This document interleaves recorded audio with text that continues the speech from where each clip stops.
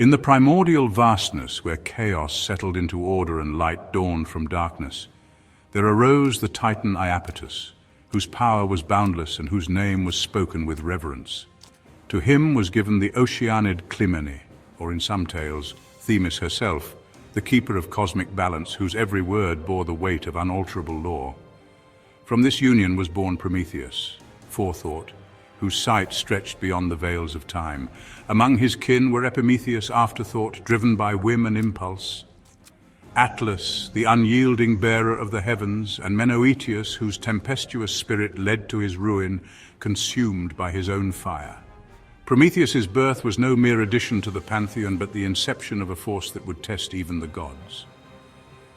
With every beat of his heart he carried the burden of insight, and his eyes beheld paths unseen by gods and men alike, a cosmic river of fate and form, always flowing, forever transforming. Here in this nascent order, where stars trembled in anticipation, Prometheus glimpsed the conflict to come. When Zeus took arms against the Titans, seeking to overthrow the ancient regime, the heavens themselves shuddered under the storm. Prometheus, perceiving the tidal shift of power, chose to ally with the Olympians, a calculated joining of his foresight with the relentless will of the Thunderer. His was a choice of harmony, a vision of a unified order where wisdom and ascendancy might forge a new cosmos. But harmony is often the beginning of divergence.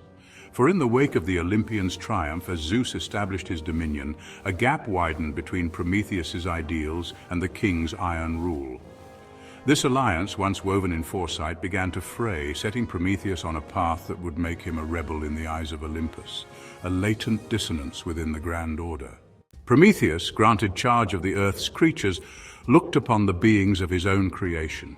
Epimetheus, heedless and swift, had lavished every gift on the beasts: claws, speed, fur, and flight. But when Prometheus beheld humanity, weak, bare, trembling beneath the stars, he felt a stirring of compassion that ran deeper than his allegiance to Zeus. This was no mere task, it was an act of kinship. He sculpted humans from clay, giving them the dignity of gods, the upright form to gaze upon the heavens. And in breathing life into them, he began to sense the spark of potential that lay hidden within their fragile forms. This compassion, a force as potent as the godly edicts, defied the boundaries Zeus had set. Here the positive order gave way, as Prometheus's empathy created a burgeoning challenge, a hidden power within mortals that no law could restrain. The divergence of values was becoming irreversible.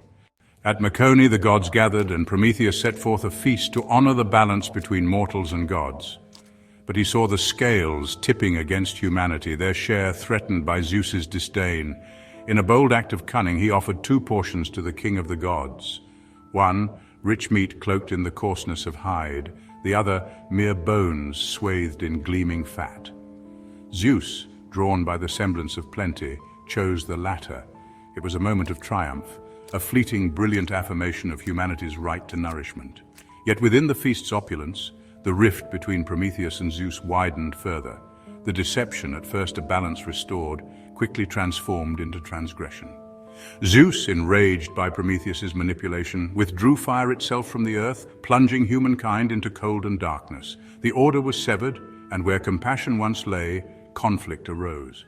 Undeterred, Prometheus could not bear to see his creations suffer, and so he ascended to Olympus under the cloak of night. There, within the halls of the gods, he stole the sacred flame, hiding it within a hollow fennel stalk. With fire, humanity would rise. They built hearths, forges, and cities. They crafted tools and weapons, defied the dark, and shaped their fate. Each flicker was a spark of autonomy, each blaze a challenge to Zeus's imposed limits. Here, Prometheus's defiance flared from negation to affirmation, a rebellion that transformed humanity into creators. Fire ignited a potential Zeus could no longer quench. The boundary set by the gods had been breached, a flame kindled in mortals that would burn eternal. Zeus's vengeance was swift and ruthless. He commanded that Prometheus be bound to the jagged heights of Mount Caucasus. There each day an eagle, born of Zeus's fury, would descend to feast upon his liver, tearing at flesh and sinew, and each night the wound would heal, ready to be torn open anew at dawn. It was a punishment of negation beyond mortal suffering, a stark reduction from freedom to agony, from a creator to a symbol of rebellion quashed by the gods. Bound and bloodied, Prometheus bore his suffering not as a defeated being, but as a martyr.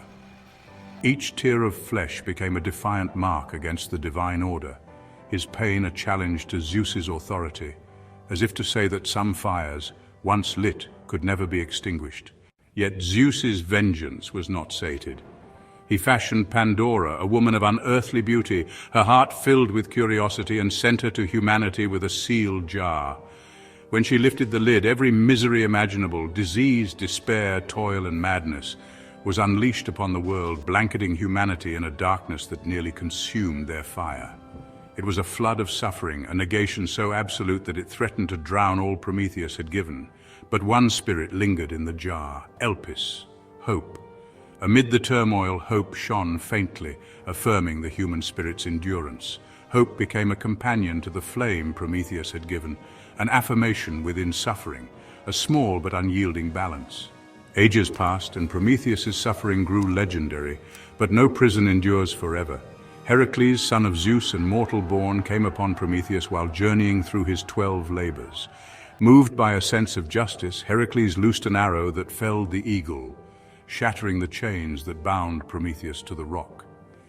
This act of heroism transformed his suffering to freedom, a transition from negation to affirmation, a moment where punishment gave way to liberation. Prometheus, though free, bore the lasting emblem of his defiance, a ring forged from his chains, a testament to the bond between creator and creation.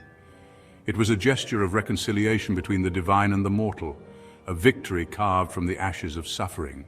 Even freed, Prometheus held a quiet power over Zeus, a prophecy, whispered from Titan to Titan, foretelling a child who might one day cast down the thunderer himself.